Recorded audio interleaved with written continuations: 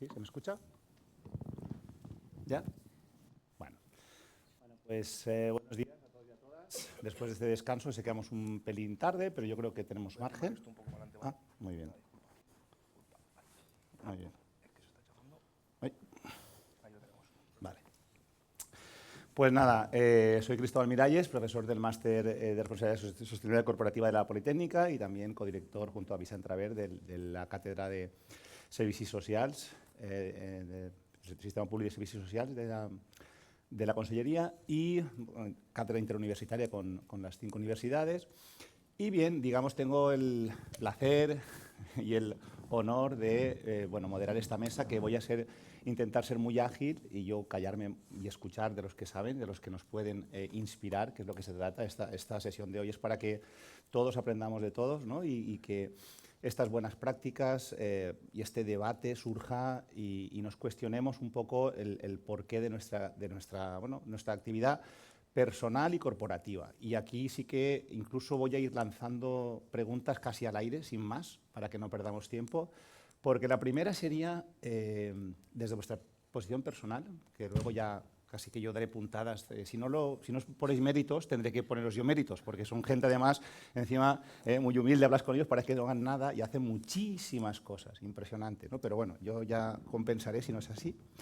Pero bueno, la primera pregunta, y la dejo al aire, no sé si vale la pena empezar por ti mismo, es un poco ese link entre lo personal y lo profesional. Es decir, esa contradicción que a veces tenemos en los valores que intentamos promulgar a nivel personal, familiar, propio, y que después parece que cuando vamos a ser profesionales, gerentes, decision makers, que dicen aquellos, ¿no? en una empresa, ¿por qué a veces hay esa dicotomía? No sé si tú querrías empezar por ahí o Cristian mismo.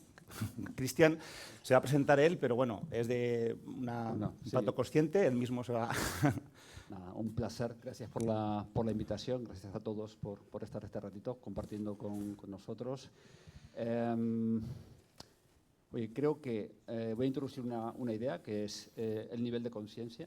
Creo que todos los seres humanos tenemos un nivel de conciencia y creo que las organizaciones también, como organismos vivos que son, tienen un nivel de conciencia. Entonces la pregunta que, como yo he tenido 2 vidas, que suelo decir, una vida previa donde estaba muy orientada, ¿no?, a la maximización del beneficio económico de los accionistas, que es lo que aprendí en la universidad, y otra vida donde empecé a abrir un poco más la mente, ¿no?, sobre cómo conseguir esos beneficios.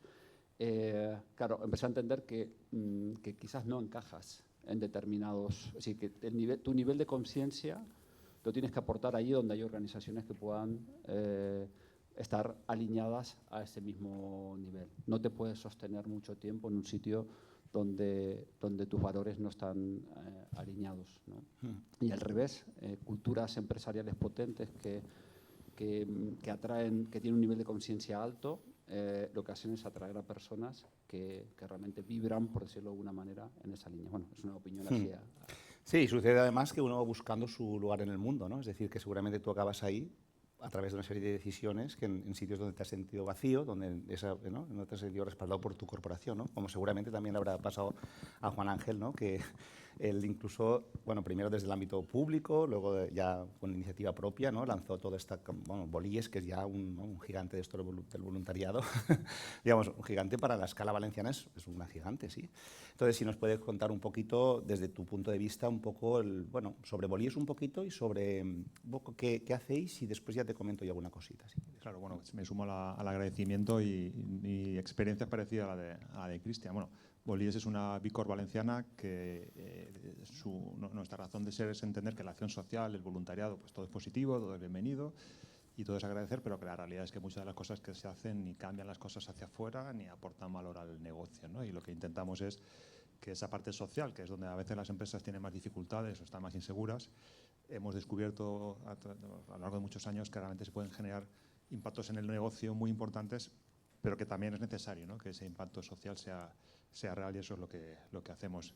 Mi experiencia es parecida a la de Cristian, porque yo, economista, trabajaba en el mundo de marketing y por accidente, además por accidente de verdad, de coche, terminé en el mundo de voluntariado. Y fue un descubrimiento para mí tremendo, ¿no? Decir, ostras, es todo esta gente que hace todo esto, y quién nos paga, ¿no? No nos paga nadie, venimos voluntarios. Claro, nuestra mente no nos cuadraba mucho, ¿no?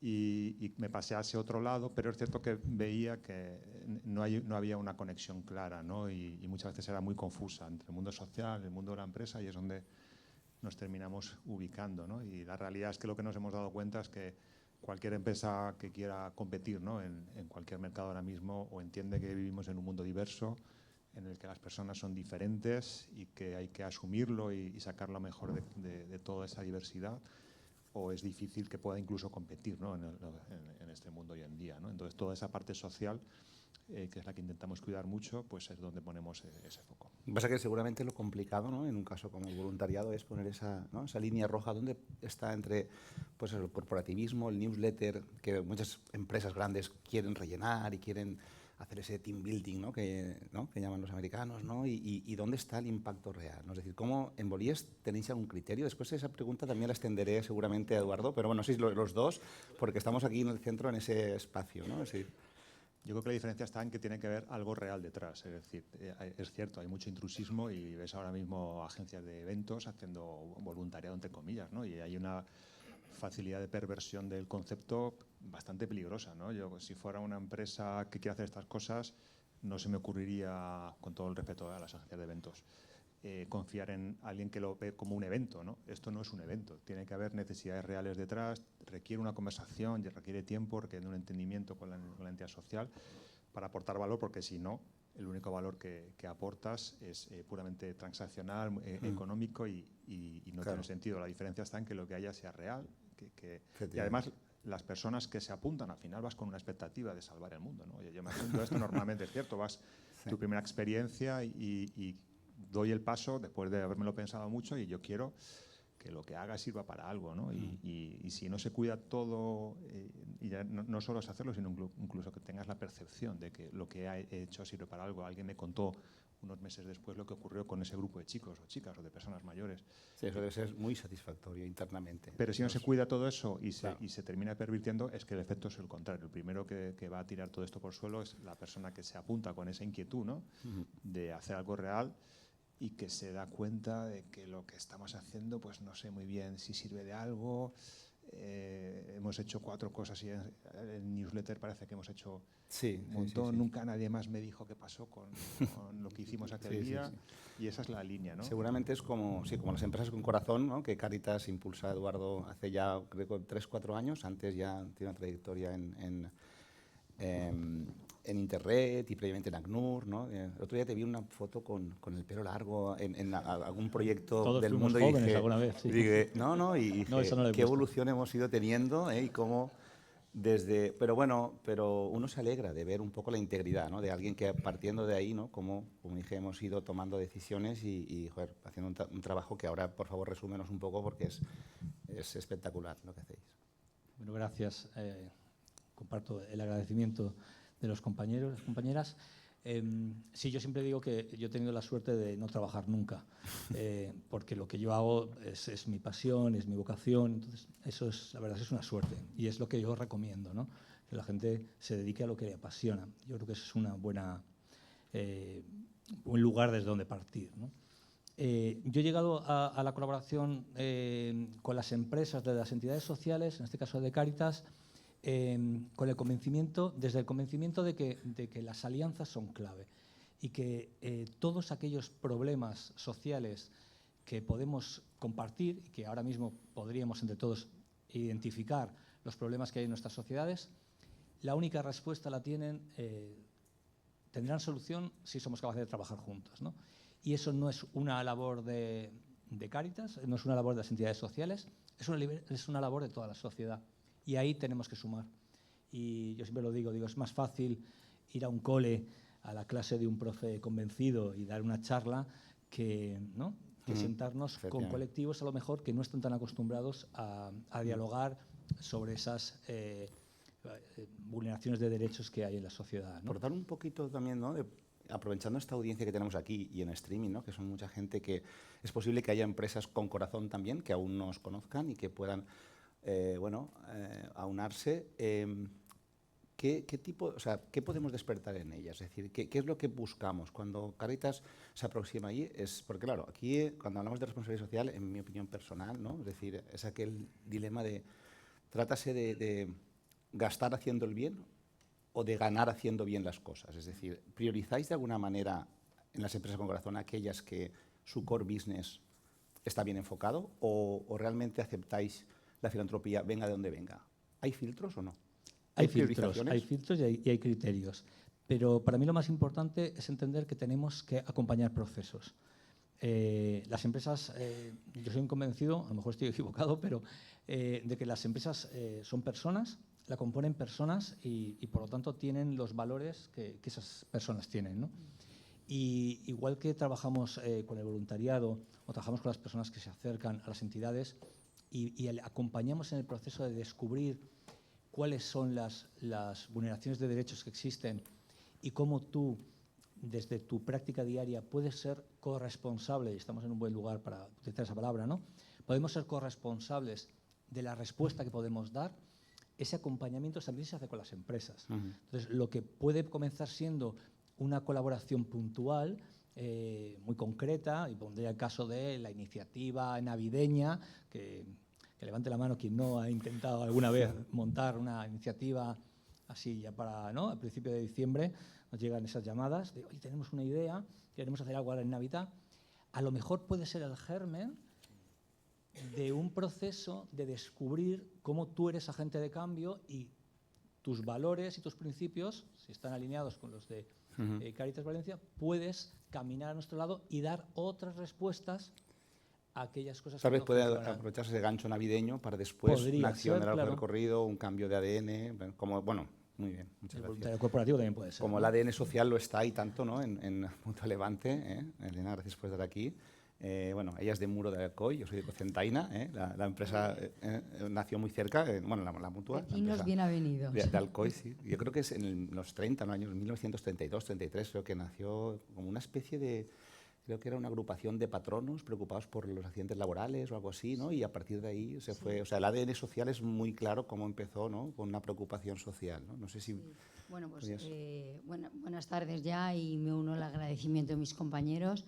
Lo que estás diciendo es, Cristóbal, como fue en 1933, se unieron gente con las mismas inquietudes y era hacer frente a posibles eventos o eventualidades. Así nace la Mutua de Accidentes de Trabajo, pero en 1966, por un Real Decreto, nos separan Mutua de Levante, Seguros Generales, con la Mutua de Accidentes de Trabajo. Por lo que estamos comentando, mi compañero ha dicho que lo suyo es una pasión, lo mío es un lujo. el sitio que ocupo y la posibilidad que tengo de revertir a la sociedad parte de los beneficios de la entidad. Eso es un lujo realmente, porque yo en mi vida personal he hecho voluntariado toda mi vida. Por lo tanto, soy una convencida y yo creo que si los proyectos no tienen alma, no pueden funcionar. Y obviamente las organizaciones de economía social nos caracterizamos y fijaros que es un momento muy difícil, un momento de concentración de mercados, un momento muy mercantilista y nosotros tenemos que encontrar mecanismos para que nuestro ADN y nuestra esencia solidaria y social no se pierda. Y yo creo que llevábamos mucho camino recorrido en esas ayudas desde nuestro nacimiento, pero realmente fue en el año 2016 cuando se constituye la Fundación Mutua Levante, cuando realmente le damos una forma y parte de lo que he dicho de los beneficios de la entidad lo revertimos a la Fundación que desarrolla actividades sociales y culturales en la Comunidad Valenciana, porque nosotros somos una entidad aseguradora 100% valenciana. No colaboramos con Cáritas, cosa que me anoto, porque estoy segura que podemos hacer muchas cosas juntos. Seguro. Pero bueno, a modo de ejemplo, pues colaboramos con Cruz Roja, con Claro. niños de cáncer, con discapacitados y luego aquí en todos los pueblos. Y luego en el mundo cultural, pues con universidades tenemos alianzas, conferencias, ediciones, es decir... Te voy a preguntar a ti también, con ánimo de que haya réplicas por quien quiera, ¿no? Sí. Una pregunta un poco más. Y tú, y enlazado además con la mesa anterior, ¿no? Que había de todos los puntos de vista, ¿no? Desde quien ha hablado que este pragmatismo era necesario, este mundo que se nos ha vuelto loco los últimos 4 años, ¿no? Cuando, bueno, incluso ya el COVID empezó a volverlo loco, ¿no? Y ahora más. en esta fase final, una empresa con tanto ADN social, ¿no? En general, estamos en una visión muy mercantilista y esto, o no, o realmente ese pragmatismo es un poco lo que permite a lo mejor ser realistas y a lo mejor estábamos un poco lanzando esto demasiado lejos y era necesario esto. ¿Qué pensáis ahí? Todo esto que ha pasado con el ómnibus, es decir, ¿esto ayuda, no ayuda? Es decir, ¿qué pensáis al respecto? Nosotros somos, como he dicho, al ser entidad aseguradora nos imponen un montón de regulaciones. Es decir, somos una entidad regulada por la Dirección General de Seguros y regulaciones que entonces nosotros ya estábamos muy preparados. Yo siempre digo, ya teníamos la casa muy ordenada. Entonces, para nosotros, toda esta legislación, de hecho, a veces aplicamos cosas que no nos aplican, porque no somos seguros vida o porque, por ejemplo, por la movilidad sostenible por número de trabajadores. Pero yo creo que si tu esencia es la ética y la sostenibilidad y la responsabilidad social, que me van a permitir decir que somos la primera entidad de la Comunidad Valenciana que se registró por ese hecho, porque ya teníamos mucho camino adelantado, yo creo que toda esa legislación bien aplicada sí te puede ayudar. Sí. ¿Qué pensáis, no sé, respecto de esto? No sé si queréis Yo libremente. solo comentar, no sé si hay mucha o poca regulación. Lo que me gustaría, y sinceramente he hecho un poco en falta, es utilizar más la palabra ética. Me preocupa un poco y me gusta mucho cuando se nos acercan las empresas y te cuentan que están preocupados con una realidad social, que quieren intervenir, que quieren transformar esa realidad y lo dicen desde sus principios y su ética, ¿no? Entonces, todo lo demás vendrá después. Vendrán los KPIs, vendrá la regulación, vendrá la sistematización, vendrá la evaluación, vendrá todo lo demás, pero creo que debemos de volver a poner la palabra ética en el centro, ¿no? Y volver a poner a las personas en el centro. Entonces, ahí Cristian, tendrás algo que decir, seguramente, ¿no? No, estoy pensando, yo evolucionaría la palabra ética a conciencia, que al final creo que es lo que hace que haya coherencia, ¿no?, entre lo que se proclama y lo que realmente se hace. Creo que hay un gap muy grande, ¿no?, entre las declaraciones de propósito, misión, visión y valores de las organizaciones y lo que realmente luego se ve en las operaciones del día a día. Creo que esto obedece, no digo yo que no haya algo de social washing, como se dice ahora, ¿no?, y que eso, bueno, se les ve venir, ¿no? Se les ve venir. También hay muchos proyectos muy interesantes, ¿no?, de impacto social que tampoco se conocen y que debieran conocerse. Es decir, no es ni una cosa ni la otra, ¿no? Hay que encontrar un término medio.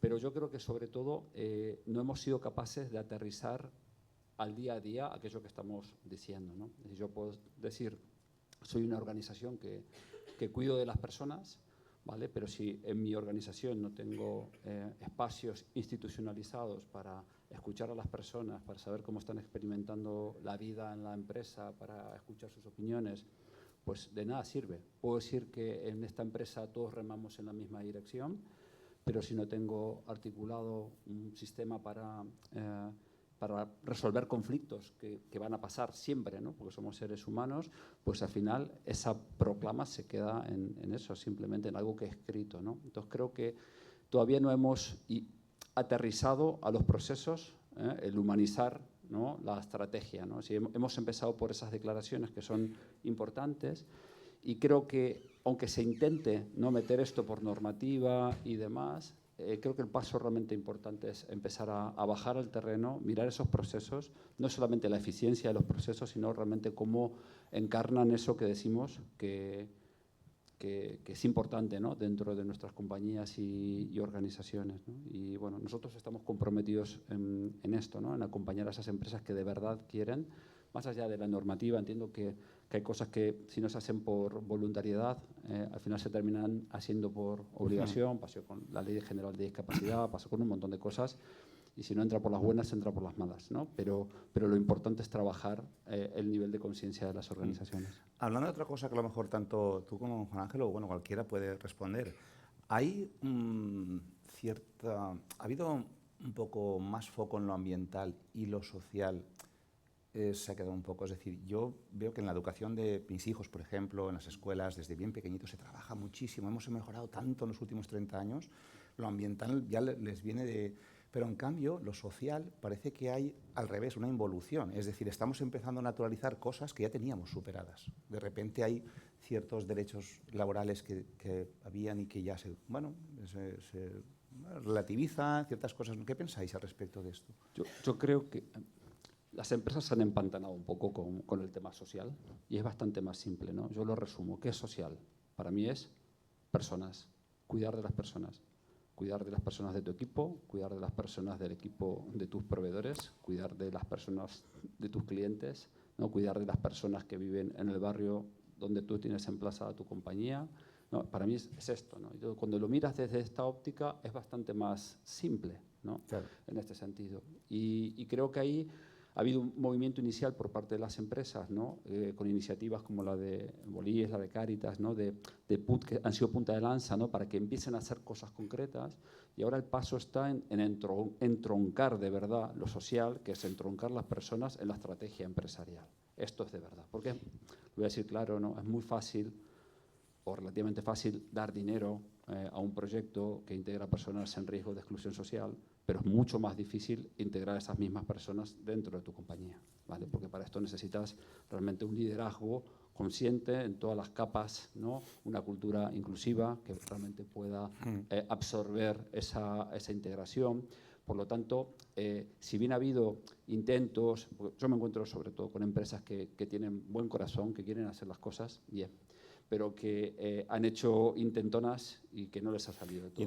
Y ahora hablé contigo también de eso, tengo verdadera curiosidad, cuando corporaciones que, por ejemplo, bueno, no sé si lo sabéis, ¿no? Digamos Navaterra Catering, hay una serie de empresas ahí que dentro de impacto consciente, que realmente cuando te llega una contrata por algo, ¿te da la sensación que viene por presión de ese departamento de sostenibilidad o son los propios CEOs, los propios managers de compras que se empiezan a creer esto y confían en ti y no en otra empresa por algo más? O sea, ¿viene por una presión? O sea, ¿notas, percibís algo? No sé, también después, Juan Ángel, ¿qué perfil de empresas os vienen, no? Vale. Hasta antes del COVID, nosotros tenemos compañías que integran a personas, básicamente personas con discapacidad, ¿vale? Y también a partir de nuestra propia experiencia acompañamos a otras empresas a hacer lo que nosotros hacemos, ¿no? A integrar a personas y demás, ¿no? Así como funcionamos como partner social de otras compañías, pero somos empresarios, ¿no? Y por lo tanto sabemos lo que vive una empresa, ¿no? Internamente. Hasta antes del COVID, te diría, nuestra propuesta de valor no se terminaba de entender del todo. Yo creo que ha habido un punto de inflexión donde lo social, a partir del COVID, ¿no? Y quizás también con todos los problemas que tenemos, porque ya una cosa es pensar en los problemas en el África y el café de comercio justo y no sé qué, y otra cosa es cuando tu vecino lo están desahuciando o cosas de este estilo, ¿no? Al final empezamos a entender que lo social son personas, ¿no? Y que todos de alguna manera estamos impactados. Y por lo tanto yo ya... por lo menos nuestros clientes entienden mucho mejor, ¿no? Nuestra propuesta de valor y parten desde ahí. También es verdad que a veces hay una vocación de querer hacerlo, pero una vez más no aterriza esto a los departamentos de compras, ¿no? Porque, oye, quiero comprar de manera responsable, quiero tener una cadena de suministro, ¿no? Me importa lo que compro. Es la segunda derivada, ¿no? Yo claro, compro aquí y además ¿qué impacto luego claro, pero tiene, si tú ¿no? al final Cascada, a ese ¿no? comprador no has aterrizado ese discurso una vez más en un KPI social a la hora que si únicamente le mides por el coste al que compra, ¿vale? Evidentemente, ¿vale? Va a ir solamente a coste. Por lo tanto, está faltando crear, que para mí es la cultura, básicamente lo que une el propósito y lo que une el día a día es una cultura, ¿vale? Y una cultura hay que construirla, ¿vale? Y requiere liderazgo, pero requiere también procesos humanizados, requiere rutinas no conscientes que se van haciendo y donde las personas empiezan a sentir lo que realmente ese fundador de la empresa o ese director general quiere, ¿no? Claro. No sé si, Juan Ángel, en el perfil ¿has notado algunos cambios últimamente? O... Sí, además temporalmente coincido también con Cristian, hoy coincidimos mucho, Cristian, en el COVID, ¿no? Nosotros, si nos sirve como ejemplo, es decir, Bolíes es voluntaria estrategia, es nuestra razón social, porque siempre apostábamos por estos temas sociales, realmente pueden aportar mucho valor. Y al principio pues este mensaje costaba mucho llegar, ¿no? Y nosotros, por ejemplo, una de las cosas que hacemos estrategias y ayudamos a conceptualizar esa visión, ¿no? De cómo lograr que esto sirva para algo, ¿no? Y antes, el tamaño que nosotros teníamos antes de COVID, pues éramos 6, 7 personas más o menos, y hacíamos de estas empresas que se preocuparan, empresas muy grandes, ¿no? Que se preocuparan por, vamos a hacer una mínima reflexión sobre qué podemos hacer en esta parte social, eran muy pocas. hacíamos una al año o dos como mucho, si el año se daba bien.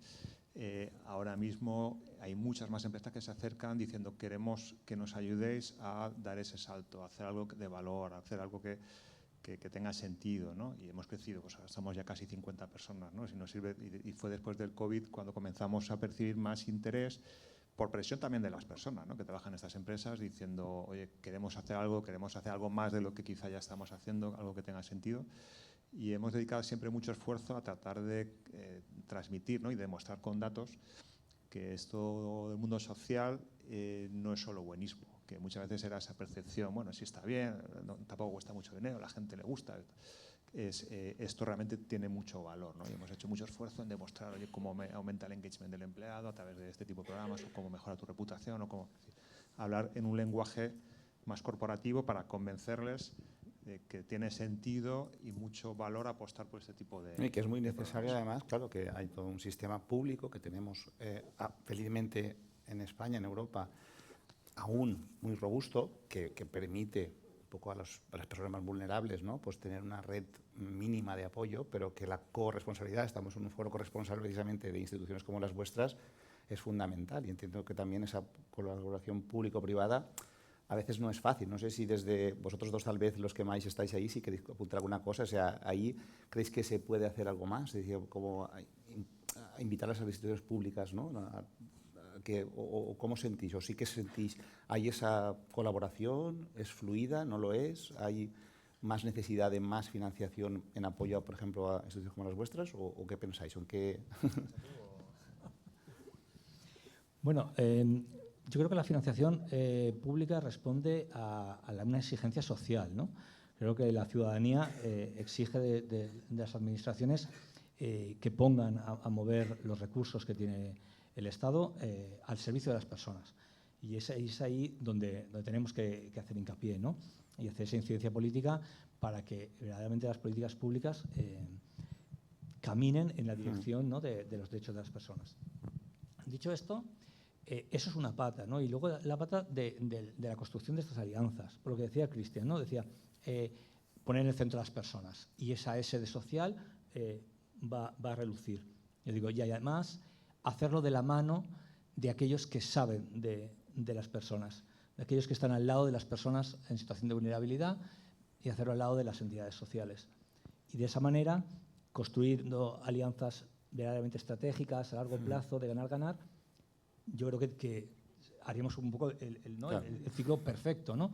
Una administración que, por el empuje de la ciudadanía, pone sus recursos al servicio del bien común, y unas alianzas entre entidades sociales y empresas que entienden que juntas podemos ir más lejos. Digamos que que mucho que al final aprender lo público, digamos, lo que hace es un poco esos sectores vulnerables, porque este mercado a veces deja fuera a muchas personas, ¿no? Y digamos que también está un poco el tema de que, bueno, la responsabilidad como comprador exige como responsabilidad, yo siempre digo, individual, es decir, también compramos como personas, ¿no? Y claro, yo siempre digo que la responsabilidad está en el comprador, los que somos privilegiados, clase media, que podemos permitirnos cierto margen. Quien está abajo y solo llega a final de mes para alimentar a 4 hijos, pues obviamente irá al coste. Pero los que sí que podemos permitírnoslo somos los que somos responsables. Y fíjate que... Del mismo modo que las empresas que pueden permitírselo debieran ser responsables, ¿no? Y la administración, que también, con su contratación de servicios y compra de productos genera el 20% del PIB español. Además, como compra pública, Vale, efectivamente. entonces, claro, es decir, al final es, dime a quién, yo suelo decir, dime a quién compras y te diré quién eres, ¿vale? Porque estamos llenos de discursos, ¿vale? Pero al final, si realmente quieres saber qué es lo que importa a una administración pública, a una empresa o a una familia, es dónde van sus recursos. Entonces, mira dónde van los recursos y tendrás una idea mucho más clara realmente de cuál es realmente el sentir de esa organización. A la administración le falta mucho que recorrer aquí. Sí, la compra pública hay muchísimo que recorrer. Yo ahí sí que también quería aportar, porque estoy totalmente de acuerdo. Además, el ejemplo lo acabamos de tener con la DANA, desgraciadamente, y ha sido, por ejemplo, para la entidad aseguradora uno de los retos más devastadores que hemos tenido que afrontar, tanto como entidad aseguradora como fundación. Y es verdad que son las 3 patas: administración, vosotros, entidades sociales o entidades ONGs, y luego la empresa. Y todos tenemos que participar en el desarrollo positivo de la sociedad. Por lo tanto, yo creo que todos tenemos nuestra corresponsabilidad en el tema. Respecto yo también el ADN, de verdad, vuelvo a decir que es un lujo, porque lo que estáis diciendo que queréis conseguir de las empresas, Mutua de Levante, al ser el mutualismo ya lo tenemos de base. Por lo tanto, nosotros, ejemplos, elegimos proveedores, pero no por razón de precio, sino por razón de criterios éticos. Obviamente, esta medida puede resultar impopular o puede fastidiar, entre comillas, porque no son rentables inmediatamente. Y seguro que tienes batallas internas con sobre el que decide la inversión. El gestor económico de turno que te dice que no puede Claro. ser, que tenemos que apretar por aquí y claro. Pero eso yo creo que es el mirar a largo plazo, como estamos diciendo, el creer en el crecimiento del valor, el creer que estás creando confianza en tus grupos y al final crear nuevas oportunidades. Por lo tanto, yo creo que las empresas éticas o conscientes, siempre con responsabilidad social, pero no solo por el certificado, ni mucho menos, sino por exigencia de justicia. Muy bien, pues muchas gracias. Yo, ahora si me permitís, no sé si alguien quiere, yo sí que me quedaría un poco con un poco de sazón si no sacáramos un tema que yo sé que es muy recurrente, que es la inteligencia artificial y todo todo este mundo un poco bizarro al que estamos llegando y que va muy acelerado. ¿Qué pensáis sobre ello en general? No sé si yo tengo un par de preguntas, pero si queréis manifestaros libremente primero y luego ya. Pero, por ejemplo, no sé, a mí todos los algoritmos, cómo estamos perfilando a las personas, cómo muchas personas pueden, tal vez, no sé si Eduardo, quedarse fuera de todo esto y, por tanto, va a haber mucho desempleo y estáis ya preparándoos para ello. Porque, claro, pensemos que la sustitución de empleos nunca en la historia se ha dado una irrupción de una tecnología tan transversal, todos los sectores a la vez, y tan rápida. Nunca no sabemos esto qué va a pasar. Nadie sabe qué va a pasar, ¿no? Entonces, pero ¿estáis preparándoos ya? Es decir, ¿estáis preparando ante una eventual avalancha de situaciones de personas desempleadas, además de muchos perfiles? Porque ya esto del blue collar, white collar, es decir, ya de todos los perfiles, con edades más jóvenes, menos. Por ejemplo, perdón, habla tú. Sí, sí. No, en el tema de la Mutua de Levante, claro, la IA, nosotros tratamos datos, claro, somos un sector financiero. Los sesgos yo creo que van a seguir existiendo, es una realidad, pero hay que luchar para que esos sesgos sean cada vez menores. Por lo tanto, nosotros siempre decimos 3 criterios. La supervisión humana, para que no exista el sesgo, la transparencia y equipos diversos. El otro día, pues asistimos a una charla donde hablaba de la diversidad. Siempre hablamos de la diversidad de género, que en esta mesa vendría muy bien, por cierto. Pero lo existen intentamos, más. pero nos han fallado. Pero hay más diversidades, es verdad. Parece que es la única, pero está la diversidad de raza. Por ejemplo, se había demostrado que en la IA habían blancos, hombres, que son los que habían entrenado los datos de la IA. Por lo tanto, es un sesgo a corregir. Pero también están los pensamientos, los comportamientos. Entonces, yo creo que todo eso sí que las empresas podemos ayudar. Esa diversidad, porque a veces dices, bueno, son voces, pero no toman decisiones, ya, pero son voces diferentes. La homogeneidad nos lleva a esos sesgos. En la Mutua tenemos un equipo propio entrenado con datos propios, con una infraestructura propia. Es decir, nosotros es que tenemos mucho avance en este tema, porque además está liderado por un equipo informático y un especialista en IA formado aquí en la UPV, que también siempre da una garantía de éxito, y además todo lo que hacen es transparente y con códigos de sostenibilidad, por lo menos para intentar ver si hay sesgos y corregirlos. Pero eso sería mi parte. Sí, no sé si tenéis alguna previsión o así a medio plazo, largo plazo. ¿Estáis con algún...? Es una realidad que estamos teniendo que abordar, que vamos a necesitar de las empresas que tenéis ya esa ventaja para que nos ayudéis a hacer proceso. Eso es otra manera de colaborar, ¿no? En donde las empresas contribuyen a generar pensamiento y ayudarnos a hacerlo mejor. Siempre hemos tenido, no solo por la IA, siempre ha habido esa brecha, ¿no?, tecnológica para los colectivos más vulnerables. Esto es una realidad que tenemos que ir cerrándola, y de nuevo vuelve a ponerse encima de la mesa la necesidad de que las empresas contribuyan a reducir esa brecha digital a través de la formación, el asesoramiento y el acompañamiento. Entonces, Porque esto es un ganar-ganar, es que es verdad, son experiencias reales donde la empresa nos puede aportar mucho conocimiento y donde nosotros podemos aportar en lo que nosotros sabemos, ¿no? En estos colectivos que necesitan ese empujoncito más. Entonces, ahí va a haber... Sí, pero cosas digamos que a lo claves. mejor cuando empezamos a tener sistemas automáticos, ¿no? Que, digamos, margina, entre comillas, desde los microcréditos o créditos o empleo, es decir, a lo mejor resulta que si en este desempleo que puede producirse, digamos, a lo mejor hay empresas, a decir, con corazón, ¿o no? Es decir, las mismas empresas que están aplicando esa tecnología tan sofisticada van a ser quien genera personas que se quedan al margen que vais a tener que ayudar luego. O sea, es una paradoja, tal vez, ¿no? Bueno, te quiero dar ahí una opinión, ¿no? Que voy reflexionando a medida que vamos hablando, ¿no? Sí, creo que desde la propia experiencia hablamos de empleos poco cualificados o más cualificados, ¿no? Nosotros, por ejemplo, tenemos una de las empresas de restauración. A ver, ¿qué entendemos por un empleo poco cualificado? Entiendo yo, ¿no? Un empleo donde no se requiere estudios universitarios para poder acceder a un puesto de trabajo, ¿no? Ve a buscar un cocinero, a ver si lo encuentras. Ve a buscar un fontanero, ve a buscar un instalador de aire Está acondicionado. cambiando radicalmente el panorama. Es decir, en realidad, creo yo, ¿no? Que el problema serio va a estar en los perfiles más profesionales, por lo menos inicialmente, ¿no?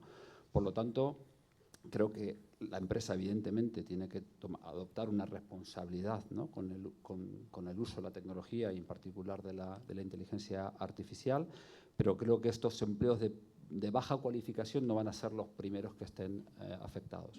Creo que sí es importante, porque ha pasado siempre a lo largo de la historia de la humanidad, es que la tecnología lo que va a hacer es potenciar lo que somos.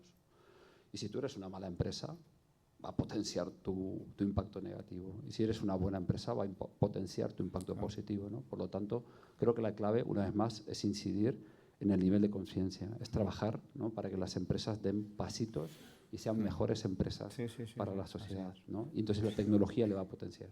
No sé si Juan Ángel quería Yo por apuntar. aportar una visión diferente en este mundo tan hiperconectado, ¿no? Que parece que nunca hemos estado tan conectados como estamos ahora. La realidad es que lo que está generando es esa pandemia de desconexión.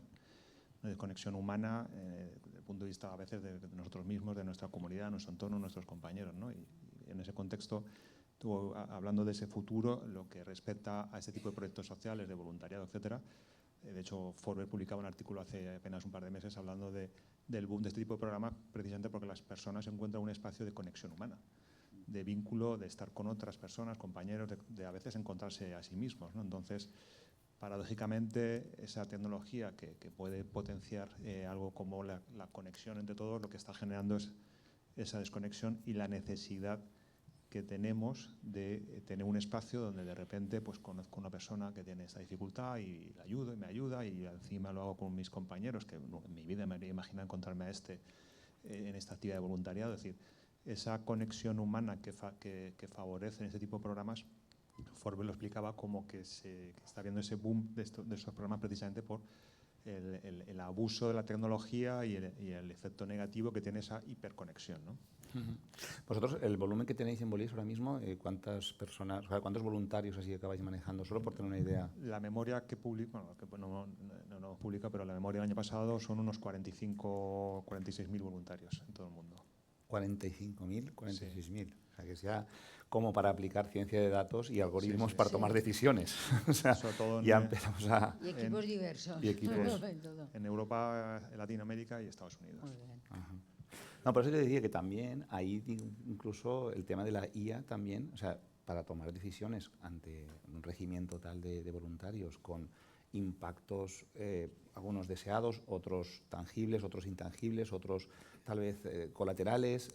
¿Cómo monitorizar eso? ¿Estáis empezando a usar herramientas más sofisticadas? De hecho, este año es el Año Internacional del Voluntariado, el 2026, declarado por Naciones Unidas, y se ha publicado un estudio sobre la IA y el mundo del voluntariado donde pone de relieve esto, ¿no? Lo que estabas diciendo, ¿no? Al final, los algoritmos los genera un perfil muy concreto de personas que no representan la realidad y te encuentras, pues ocurría, ¿no? A veces programas de reconocimiento facial que a personas negras, por ejemplo, no las reconocen, ¿no? Es decir, ¿cómo puede ser estas cosas, ¿no? que ocurran, ¿no? Entonces, la preocupación que tiene el mundo social de cómo se va a crear una doble brecha si las personas que no están dentro de ese prototipo, de las que construyen y alimentan la información de la IA, se quedan fuera, ¿no? Entonces, ojo con estas cosas. Entonces, también es cierto que esto a una velocidad que por mucho que el mundo social empiece a reflexionar, cuando te pones a reflexionar, aquellos están adelantados por la izquierda, por la derecha, y cuando vuelves a reflexionar sobre eso, aquellos ya están ni de cuento, ¿no? Entonces, pues la capacidad que tiene el mundo social de influir esto, pues va a ser limitada, pero también hay inquietud, ¿no? Cada vez por más empresas, ¿no? Como decía Cristian, de ojo con esto y tenemos que ser cuidadosos y rigurosos. Sí, por eso Elena te decía el cambio de tendencia. ¿Habéis detectado ya un cambio de tendencia eso, en el tipo de gente que pide seguros para el perfil de que quiere asegurar o no? Si hay gente que ya, o sea... Nosotros, por ejemplo, también una de las cosas que que hemos evolucionado sin tener quiero decir que nos sale naturalmente, pero nos dimos cuenta de que la sociedad cambiaba, que habían colectivos vulnerables y, por ejemplo, continuamos con nuestros productos tradicionales, que es seguro autos, hogar, pero los hemos evolucionado para dar, para que se sientan apoyados colectivos que no tenían. Por ejemplo, pues el vehículo se ha trasladado a vehículo eléctrico o a vehículo de movilidad de poca movilidad, o al senior. Es decir, ¿qué pasa ahora con el nicho de mercado de gente que es senior? O placas solares, o incluso le hicimos el seguro al voluntariado de la Dana. Es decir, nos estamos tomando una serie de decisiones que, como bien decía, duelen a los comités de inversiones, pero que las estamos haciendo de manera natural. Y bueno, yo creo que lo que se está diciendo aquí, creo que estamos totalmente de acuerdo, que el ADN y el origen son las personas. Yo muchas veces en las ponencias siempre digo una frase que decimos en la Mutua: el que no sabe dónde viene, difícilmente sabe dónde va. Y entonces nosotros iniciamos así nuestro recorrido y seguimos haciendo este camino. Sí, digamos que además el perfil va cambiando, o sea, por ejemplo, en la discapacidad, que yo trabajo en ello y que hay muchas tecnologías que es fantástico, o sea, esto de la IA está permitiendo realidad extendida para gente que no, que le mejora la visión, tema auditivo está mejorando, tema de percepción, cognitivo espectacular, ayudas físicas, sacando de ese colectivo vulnerable a esas personas, es decir, prácticamente ya pueden hacer vida normal, ¿no? Entonces, eso es en positivo, ¿no? Después ya vienen los efectos colaterales que vienen en barrera, ¿no? Por ejemplo, aquí en la universidad, justamente trabajamos con gente joven que tiene una frustración muy importante, es decir, alguien que está empezando la carrera ahora o está a mitad de carrera. Yo hablo con los chavales y es como, claro, ¿qué les dices? ¿Qué les dices? Porque sin darnos cuenta, y además tenemos que apostar mucho por ello, ¿no? Es decir,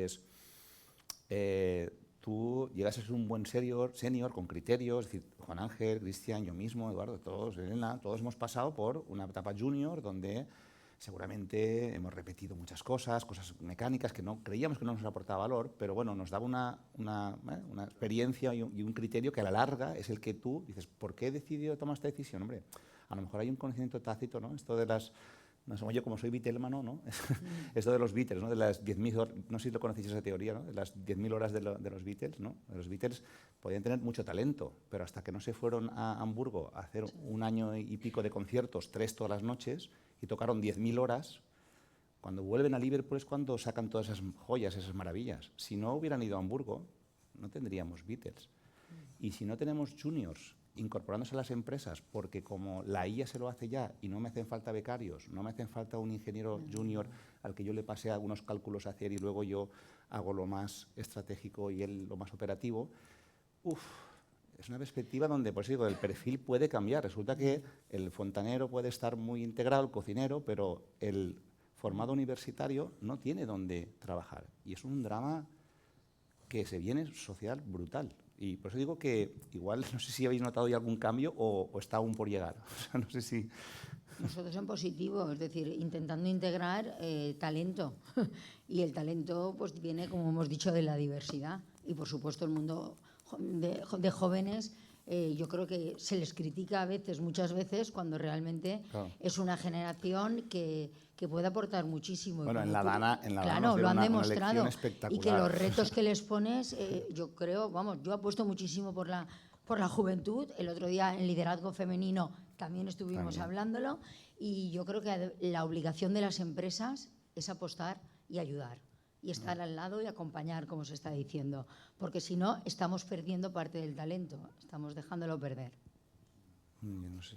Sí, también aportar ahí que toca el tema de la diversidad. En nuestra empresa, no tengo el dato actualizado, pero la última charla que di hace unos meses éramos 10 personas, incluyéndome, nacidas fuera de... Perdón, éramos el 42% de la empresa nacida fuera de España, de 10 países diferentes, ¿no? Y eso aporta un nivel de variedad, ¿no?, en la toma de decisiones que no te la aporta la IA, ¿no? Porque, claro, en la inteligencia artificial, al final, lo que haces es escoges, es decir, estás en la parte posterior, ¿no? Es decir, una vez que la IA te arroja los resultados, tú decides en función de los resultados que te ha dado, ¿no? Pero el tema es la parte previa, ¿no? Es decir, es el diseño del sistema, ¿no? Es la creatividad. Todo esto yo creo que es donde tenemos que empujar, y la diversidad, como decía Elena, es clave en todo esto. Tener gente diversa en una compañía permite ver las cosas de una manera diferente. Qué aburrido es lo otro, ¿no? Si somos todos, ¿no? Lo que aprendemos es cuando precisamente nos rodeamos de gente. Pero además pero ahí el algoritmo tiene otra parte de culpa, que también no sé si es del foro pero bueno, también si queréis dar vuestra opinión personal, yo tengo la mía, ¿no? Es decir, es como, todos lo sabemos, cómo nos radicaliza, ¿no? Cómo nos realimenta, digamos, al final acabamos hablando solo con gente que piensa como nosotros, y eso es terrible. Eso es justamente lo que está, yo creo, subyace detrás de todos los conflictos que estamos asistiendo, porque al final solo hay que hacer un esfuerzo, ¿no? Y yo siempre digo que en Cosentaina, ¿no? Tengo el ancla, ¿no?, de mis amigos de siempre que mantengo y que son una riqueza enorme para mí, porque sin quererlo, el algoritmo potencia eso, que tú sin querer te vas yendo solo con los que, bueno, tienen tus mismas aficiones, tu misma forma de pensar, tu misma... Y eso es... De ahí horrible, había ¿no? una frase que a mí también me gusta mucho, que también la dije el otro día, pero era que cuando todo el mundo piensa lo mismo, probablemente es que nadie está pensando. Exactamente. Y entonces lo que podemos caer en empresas o en otras organizaciones es que si tú no metes esa diversidad, pues al final se crea una comodidad, una seguridad, para mí falsa, creo que estamos de acuerdo, en el que el pensamiento es homogéneo, ¿no? Es lo que estás tú diciendo. Yo tenía una última curiosidad, no sé si tenemos tiempo, pero yo como estoy improvisándolo también... Ya no tenemos, ¿no? Que están cansados. No, porque Juan Ángel es una oportunidad para compartirlo conmigo, yo te lo voy a preguntar luego, pero así ya pues No, pero digamos, ante el tema cultural del voluntariado, ¿no? Es decir, yo creo que en el mundo anglosajón, y los que somos latinos mediterráneos, yo creo que es muy diferente, yo creo, ¿no? ¿Cómo se ve el voluntariado aquí o cómo se ve en el mundo anglosajón, verdad? Hay diferencias y... Es muy diferente, aquí es todo mucho más estructurado, organizado, tiene la riqueza de las organizaciones sociales, que como mucho más profesionalizada esa parte, ahí es mucho más informal, mucho más próximo también, mucho más flexible, por eso si tú ves tasas de participación nos golean en el sentido que aquí el voluntariado se entiende de una manera a través de una organización, mientras que allí nos juntamos este fin de semana y vamos a ayudar a la gente del barrio, a los mayores, o nos acercamos personalmente al centro de mayores. Es algo como mucho más informal, es un concepto mucho más próximo y más cercano, y aquí es mucho más estructurado, que tiene su ventaja de que al final consigues hacerlo a través de profesionales que te ayudan. A veces también es más rígido y ese modelo también de sociedad en el que estamos, muchas personas jóvenes no se ven reflejadas en lo que quizás las organizaciones sociales ofrecen. Trabajamos con muchas entidades sociales ayudándoles a cambiar sus modelos para atraer a personas jóvenes que tú no les puedes decir, eres mi voluntario, tienes que venir todos los martes por la tarde. Oye, yo no puedo ir todos los martes por la tarde, y ¿cómo buscas ese equilibrio, ¿no? Muy bien. Curioso. No, digo, porque aquí yo siempre, cuando veo el mundo mediterráneo anglosajón, siempre somos muy familiares, tendemos a gustar de vivir cerca de hermanos, de primos, de tal. Hay una red informal, social de apoyo también, que eso es una riqueza enorme, ¿no? Es decir, en cambio, en el mundo anglosajón a lo mejor es un poquito más individualista, pero después a lo mejor el voluntariado se lo toman como algo personal, no tanto... En ¿no? Estados Unidos hay una ONG que a mí me llama mucho la atención, que aquí no tendría mucho sentido. Es decir, que ayuda a personas, claro, que ellos viven en cualquier ciudad menos casi que en la que... Exactamente. Y les ayudaban a personas que querían volver a sus ciudades de origen, ¿no? Un poco a tejer red, a tejer lazos de cómo el efecto positivo que tiene la cercanía y la proximidad, y se dedicaba a ayudar a personas que querían volver a su ciudad de origen y a su barrio, ¿no? Y aquí en España no tendría mucho sentido una ONG así. Claro.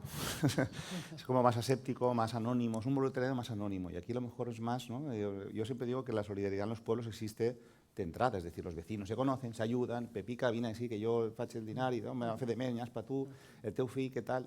Es decir, en cambio, aquello es otro tipo de concepto de voluntariado, ¿no? De ayuda, ¿no? Que también es perfectamente válida en la sociedad, pero que a lo mejor aquí no encaja, ¿no? A lo mejor a veces no encajamos en ese esquema de voluntariado. Para que ese modelo rígido, las estadísticas hablan de eso, a las personas jóvenes les está costando reflejarse en lo que las entidades sociales les están ofreciendo, a no ser que se vayan adaptando, ¿no? Muy bien. No sé si ya, Ricardo, ¿cómo vamos de tiempo? Yo creo que... Sí, vamos a dejarlo ya, sí. Yo creo que ha sido, la verdad es que... Si aplauden, terminamos. Sí. Si aplauden, terminamos.